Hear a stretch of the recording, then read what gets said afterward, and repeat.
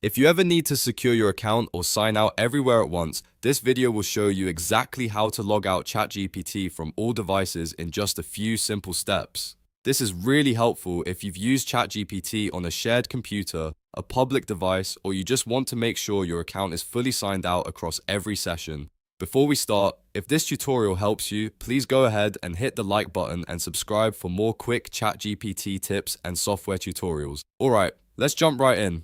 First, open your browser and go to chatgpt.com.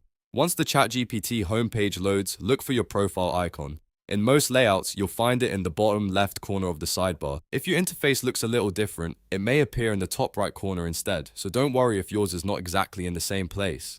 Click on your profile icon to open the menu. From that menu, select Settings. This will open the Settings window where you can control account and security options. Once you're inside Settings, look for the Security tab on the left-hand side and click it. Now you're in the right place. In the Security section, look for the option that says Log Out All. This is the button that signs you out of ChatGPT across all devices and active sessions connected to your account.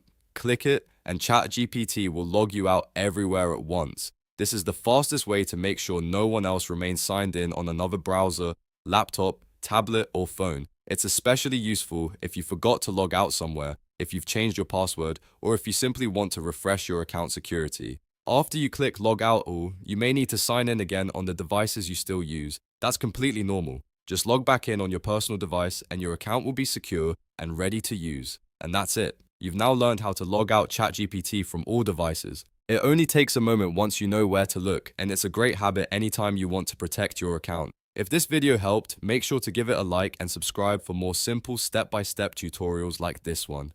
Thanks for watching, and I'll see you in the next video.